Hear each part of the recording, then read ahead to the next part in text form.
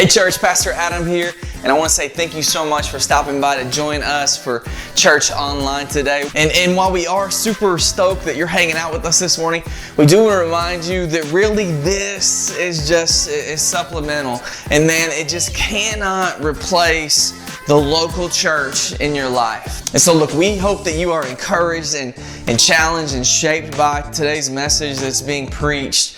But also we don't want to be your substitute for the local church body that you should be involved in. We really do believe that the local church is God's plan A in reaching the world. So with that being said, please come hang out with us in person one Sunday. If you're in Paducah in the area, come hang out with us to get some rest, or find a local Bible-believing, Jesus-preaching church that you can get plugged in and connected to. Jesus loves the church, and we love Jesus, and we believe that we can better serve Jesus if we love His church well. So, welcome to Rest. Good morning, Rest Church. If you are new here this morning, I want to say welcome. My name is Cody. I am one of the pastors here at Rest Church. I want to ask you today, has anyone lost their kid before? Anyone lost their kid? I'm a kid of the 80s. We didn't have tethers or leashes for our kids, or at least for me. But the panic that you feel in that moment is real, right? I mean, it is like an absolute palpable panic of epic proportion. And I want to tell you a story today of my childhood. I was a very, very weeny little bitty baby when this occurred. And my parents don't know I'm telling this. Sorry, Mom and Dad. They tend to watch online. But when my older sister was about 5 years old, she went on a trip with my dad on a wrestling tournament. My dad was the head wrestling coach at Cody County High School for about 35 years. And if you know anything about wrestling, they're not just all-day events, they're like all-life events. You leave well before the sun rises, and you get home well after the sun sets. And one night, my dad, who also drove the bus for the team, they came home, and my sister was with him, and she fell asleep in one of the bus seats. And this was back in the old days when, you had the master padlock and the buses were behind, razor wire fence, whatever. And my dad comes home, he drops the whole team off, he drives the bus over to the bus garage, he, turns the keys off, gets off the bus, goes down to the gate, padlocks the gate, leaves, drives home, and walks into the house. And my mom's first response to my dad was, "Where's Brandy?" And he goes, I thought you had her. And my mom did the mom baby. "What do you mean you thought I had her?" And he goes, "Well, I guess she's on the bus." So then my dad proceeds to turn around and drive back to the bus garage. As he drives back to the bus garage, he's obviously met with the real-life dilemma that she's behind a fence with a padlock. And so what does my dad do? Just like any other trusty father, he proceeds to climb the fence and hop over so that he can get his baby girl home. I tell you that story today because it's a perfect segue to where we'll finish today. And I want to ask you, are you glad that we have a God who's like my dad who will climb a fence to find us? To bring us kind of back to perspective of where we're at here in Psalm 23, it's clear that we have to understand the main thing, the main thought, the main ethos that's going on here. This psalm is about the shepherd. Make no mistake, you couldn't have an image of the shepherd. Mind you, the lights are just bear with us. The shepherd couldn't be a shepherd without the sheep. Make no mistake about that. It requires both the sheep and the shepherd. However, if you look look closely, you will find the inspiration of these 6 short verses is about the position of the sheep relative to the shepherd. While we find the words me, my, I within the text, the writer of the Psalm, Psalm 23, is identifying solely based on their relationship predicated to the shepherd. And this morning we come to verse 2 in our study as we go for the 6-week sermon series of the shepherd. And we come to verse 2 where he says, he makes me lie down in green pastures. He leads me beside still waters. As AB said last week, sheep are highly dependent creatures. They are highly dependent. They are high maintenance. They're almost incapable of taking care of themselves. In the Western world, we read this text. We read the he makes me or he leads me. And we resist against this idea because in the Western world, we will take a leader to lead us every now and again, but we absolutely do not like the thought of someone making us do anything, especially within American culture. We would more identify with a John Wayne Western town than we would a dependent little lamb. We want control, or we like the thought of control, right? We like to perceive as if we ourselves are in control. However, we must tread very carefully because if we want the good gifts that the shepherd gives, we've got to be submissive to the good shepherd. What we tend to do is we tend to treat God like a genie in a bottle. Walk up, Lord, my family is in distress. Can you help my crazy daughter not be crazy? Lord, I don't know why my MX bill is so high. Can you help us find a little bit of income? We tend to treat God in that passion or in that position. He is the Lord, though. He knows what we need, and honestly, he cares not what we want. He is the good shepherd. And here's a concept I want us to wrestle with this morning as we look at this idea, this concept of he makes me, he leads me. What is good for us isn't always good to us, church. What is good for us isn't always good to us. It's just kind of like, of course, every night, your kids are going to be like, Mom, Dad, can we have ice cream for dinner? Yes. We've got Buddy over here from Elf. But that's the question, right? And while it is good, to us, it's not good for us. And our good shepherd knows even when we are desperate, God, can you let me have this? He knows what is best for us. He knows what we need. He cares not what we want. We don't like that he makes me because we feel like we know what's best for us and we know the shortest way. It's kind of like, in our mindset of believing we know the shortest way, every runaway sheep, every now and then, they'll find a season where the clouds will part. And it'll be sunny on the pasture.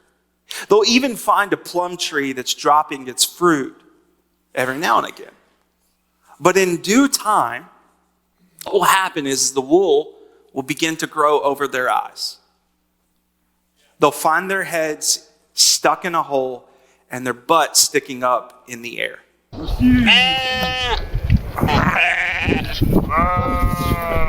head's in the hole, butt stuck in the air. And the whole time they're praying, Jesus, Jesus, if you just get me out of here, if you just get me out, I'll follow you wherever you take me.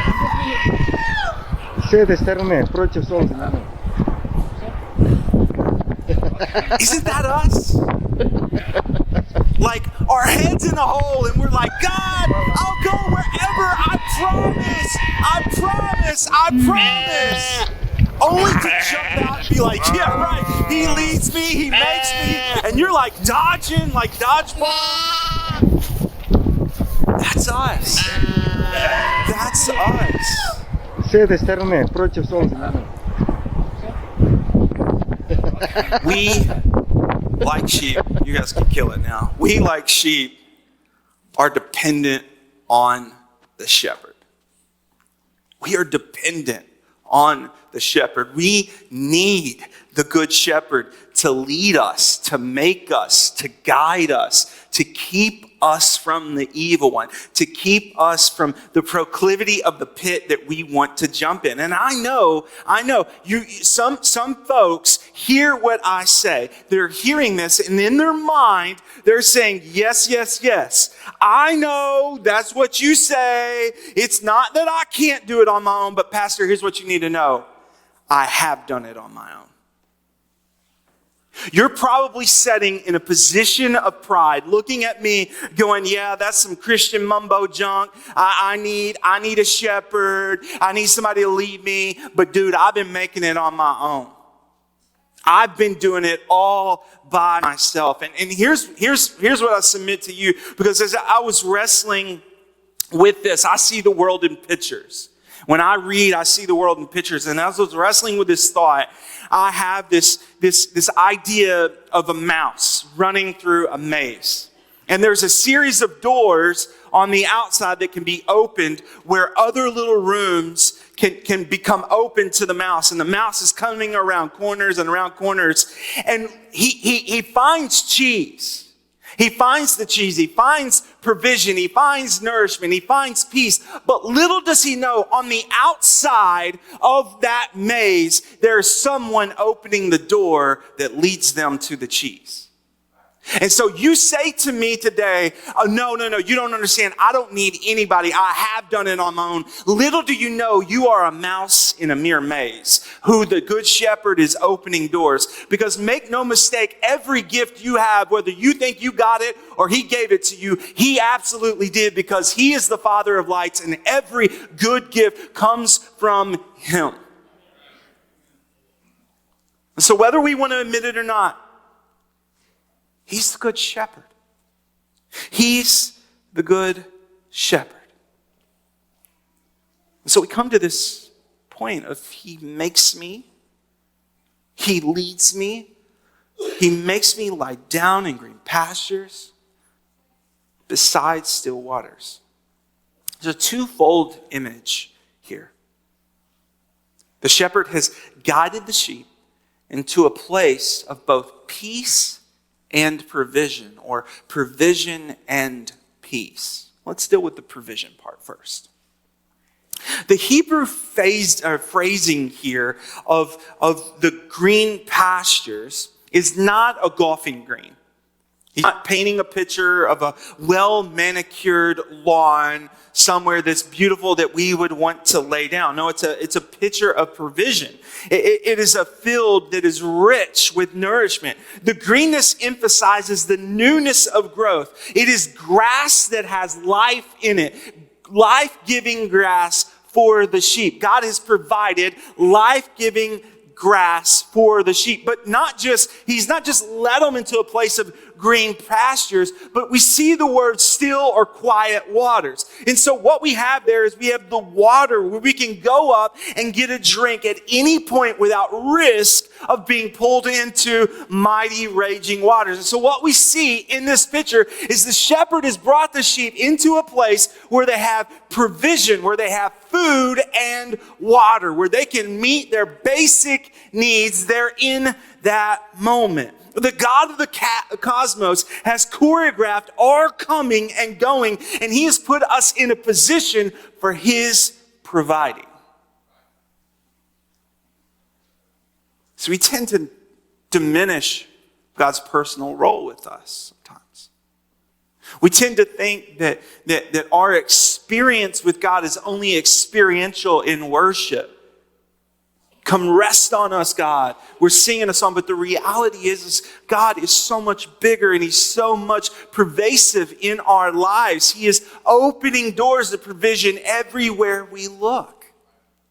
The job you have, he gave you. The food you have, the electricity that you have, and even, check this out, even the lack thereof, he gave you to protect you from something. So we have the provision side.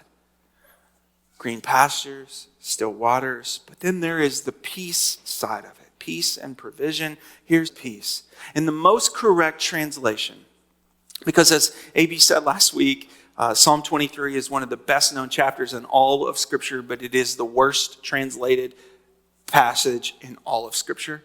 And so I'm going to give you the literal Hebrew translation. It's this: by waters of rest he leads me.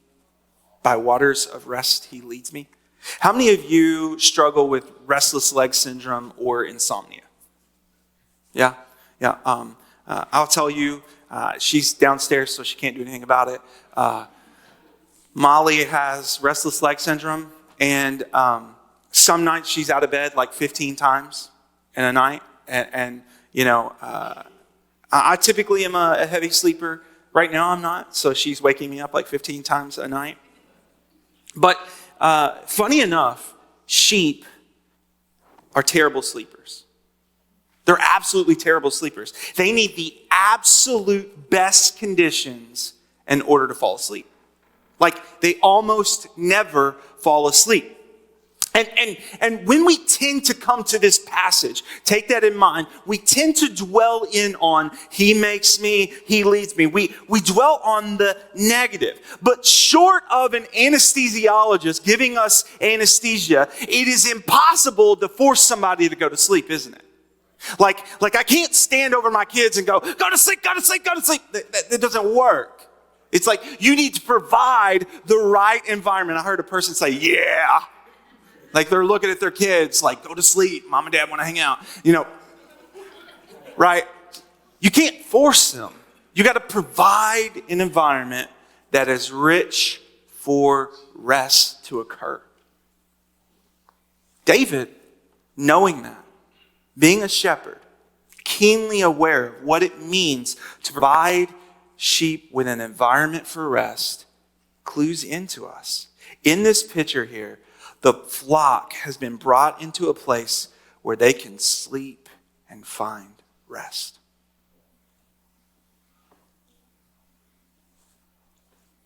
Where the shepherd is where peace is found.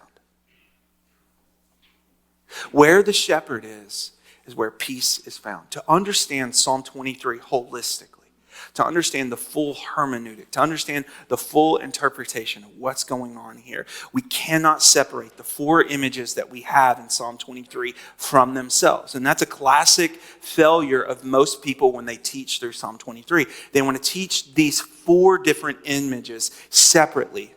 Verse 2, green pastures, quiet waters. Verse 3, paths of righteousness. Verse 4, valley of shadow of death. Verse 5, table in the presence of my enemies. We want to separate this out. However, the writer is trying to convey the undeniable disposition experienced in the company of the shepherd, no matter which image the sheep may find itself. For example, he says in verse 1, I shall not be in want. In verse 2, he shows us the peace and provision that is given from the quiet waters and the green pastures. In verse 5, he says that our cup will be overflowing. In verse 6, he says the goodness and mercy will follow him for all of his days. Peace happens no matter our present circumstances. We have to understand that the peace that comes with the shepherd happens in each and every one of these pictures. It doesn't matter if you're at the quiet waters, and it doesn't matter if you're at the valley of shadow or death, and it doesn't matter if you're surrounded by your enemies. If the shepherd is there, peace is there, because where the shepherd is, there is shalom. Because wherever the shepherd is, there is shalom. If we come to know one thing about peace found in Psalm 23, it's this, church. It is definitely not the absence of conflict. Psalm 23 is ripe with conflict. And the peace still occurs in the midst of the conflict. Clearly, we find ourselves in the deep valleys. We find ourselves surrounded by our enemies. But if we stay where the shepherd is, we will continue to find a disposition of completeness. If we stay where the shepherd is, we will continue to find a disposition of completeness. What does this mean? Because peace sometimes can be so abstract. It can be like hearing a foreign language. It can be like understanding, what do you mean by peace? I don't conceptually understand. Each person, this is why it's different. For each person, it is different. For each person, it is different. You know, what's funny is like, my wife and I, we are one of flesh. We are best friends, and we're madly in love. Like, we're going to be that old couple. Everybody's like, gross. My kids are already like, gross. And we find it cool. But each person is different. She and I have a different concept of peace. Why? Because we are mentally made different. The things that stresses me out is so different than the things that stresses her out. For example, this morning we're talking about a topic and it came up. It's something that won't happen, church, for a year.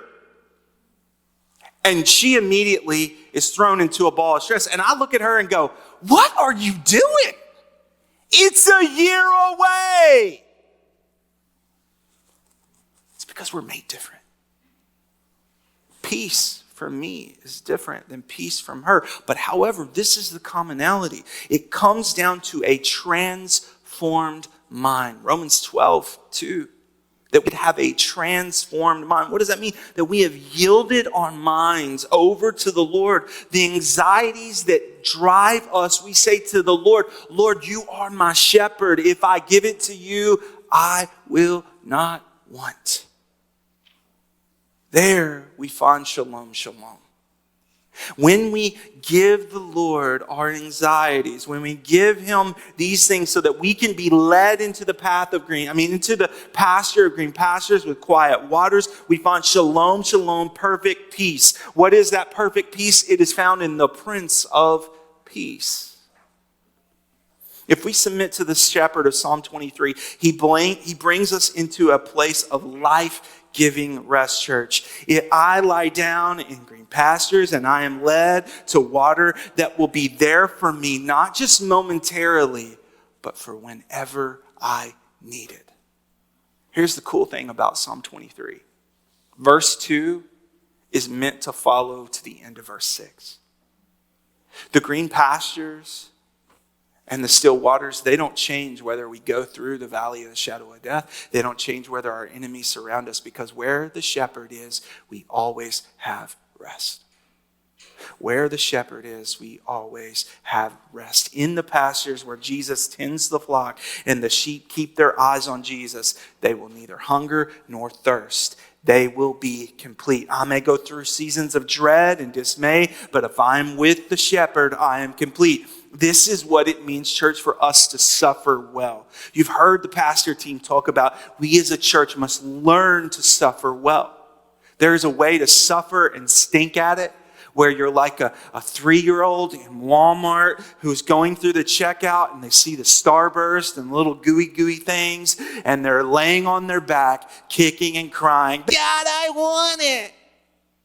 How many of you have been that parent before? Right? How embarrassed are you?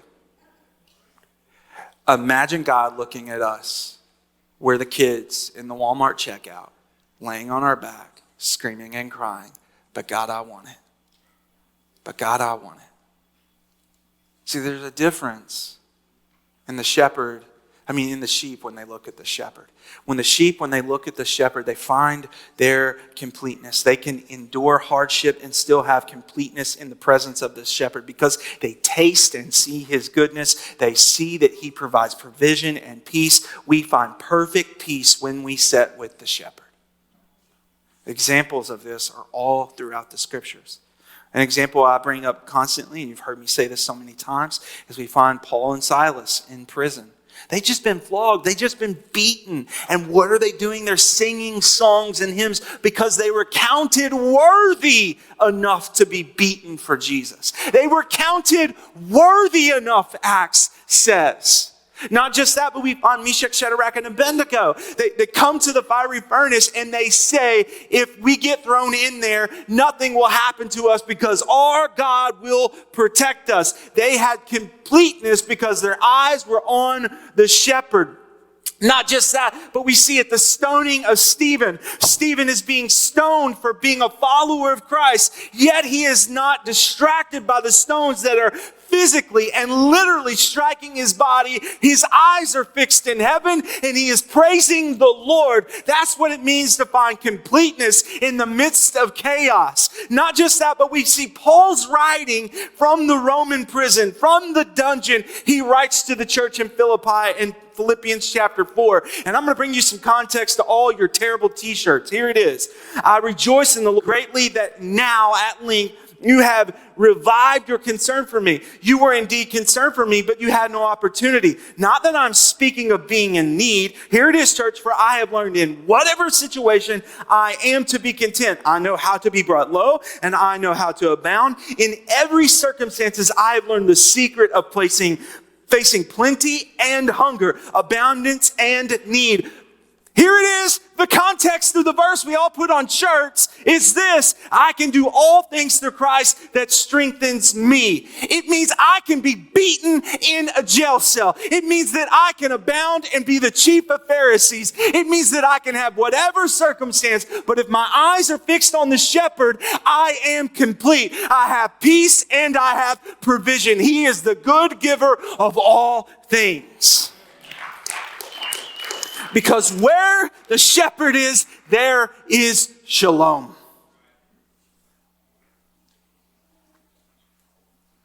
And so this morning, church, don't get lost at the watering hole. When it comes to Psalm 23, you know the verses. You can probably quote it. You went to youth group, so to speak. You have been vaccinated with Christianity. But how do you know if the Lord is your shepherd or not? Or how do you know if he is leading you or not? Back in the times of Jesus, there wasn't a ton of water in Israel. And the shepherds would go to the few and far between wells, more than likely, or few and far between watering holes that are in Judea. And what would happen is because there was few and far between watering places in that area, they would tend to find other shepherds and their sheep there in that area. And as they would come up, the sheep would begin to commingle, herd and herd, mixing all one another in that group. And so the question arises, what happens when it's time for them to leave? Because they didn't have brands, they didn't have tags on their ears, but they needed to separate out one flock from another. Well, here's the cool thing.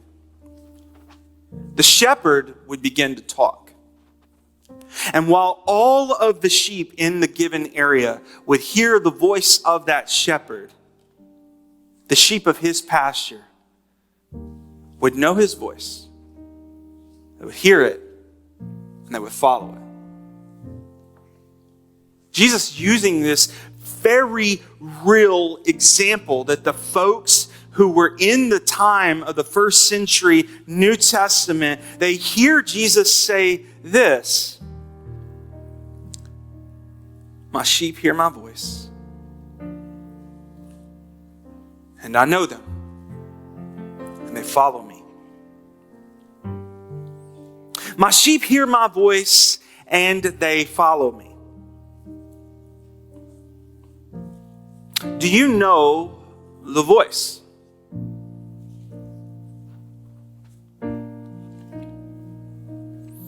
To this day,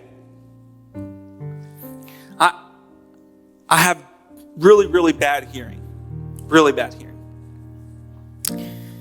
And I spent enough time with my dad, being yelled at, being loved on. I spent enough time with the headgear on my head, wrestling, and to hear his single one voice in an arena with 1,000 other people to be able to pick out that one voice. Why? Because I spent enough time with my Father that I can hear his voice. And so there's two questions. Do you know what the voice of the Lord sounds like? Have you sat with the shepherd long enough for him to make you or lead you? Is his voice prevalent in your life? And the second question, and man, this is a question for the modern church that I'm not even sure that the writers of this could have even conceptualized. Is the ambient noise in your environment so loud that you can't even hear him talk? Because no matter how much I can hear my dad's voice in an arena with thousands of other people, there comes this point where the volume is so loud, no matter what, I will never hear his voice. And I submit there are two different groups in this room today. You have group one who could not hear the voice of the Lord because they can't distinguish it between any other voice. They haven't sat down with the shepherd long enough to be led into green pastures, to be led to quiet waters, to have his peace and provision. And then there's a separate group who your environment, everything you have going on is so loud you do not stand a chance at knowing the paths of righteousness. So you have to spend time with the shepherd in order to know his voice. You have to turn the volume down on everything else so that you can hear it.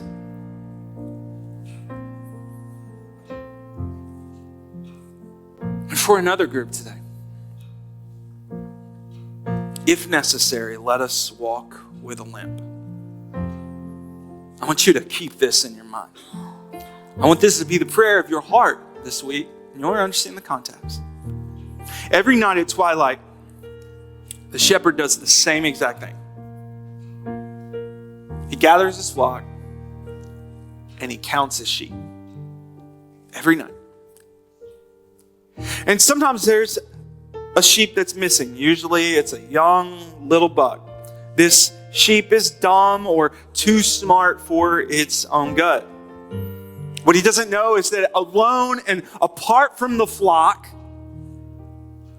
a predator can take him and kill him, overpower him, and he can become a victim, or he could fall over a cliff and be lamb chops. So the shepherd leaves the flock. He goes out to retrieve him. But every once in a while, the same stubborn little lamb will run away over and over and over again. So one day the shepherd goes and he would get him, he would procure him or her, and bring the lamb and lay it over his lap. And he would take his staff.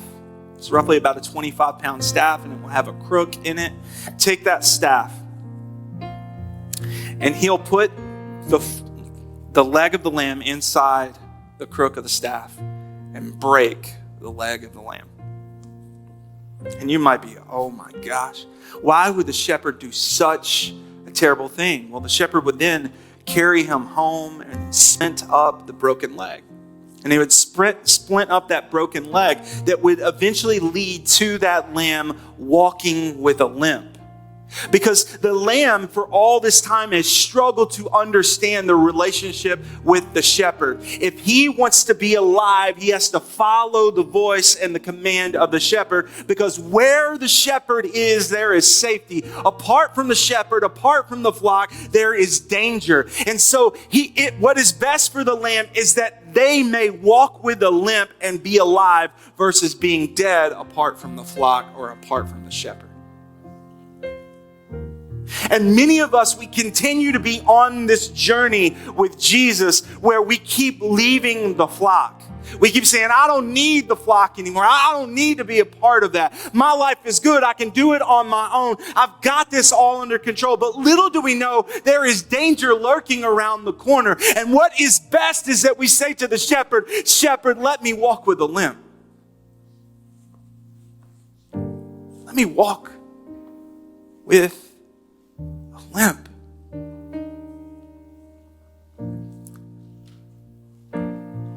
Got to stay close to Jesus. And maybe you walked in here today with a limp. And I'm not saying God causes every single limp. But man, some of us, God has absolutely wounded us to bring us back to the flock. And it's our limp that draws us closer to the shepherd. And so, let it be our prayer today. Let you be bold enough to say to God, God, if necessary, make me walk with a limp. God, I would rather follow you than be on my own. God, I would rather follow you than to have my head in a hole and my butt in the air. God, I would rather follow you and find completeness where I know you can meet my need, where you give me peace and provision, where, God, I have that peace and provision, even though I walk through the valley of the shadow of death, even though I sit at the table in the presence of my enemies, because, God, you are the good shepherd. So let us, church, let us learn in this season, whatever season you are in, to either suffer well or to endure well. That in due season, whether you are coming or you are going, you will face tribulation. And if you don't put your eyes on the good shepherd, you will indeed run away. You will indeed find yourself trouble. But as Paul said, his power is made perfect in our weakness. So I ask you today, are you walking where the shepherd can make you and lead you? Does he make you or lead you? Do you know the voice of the shepherd?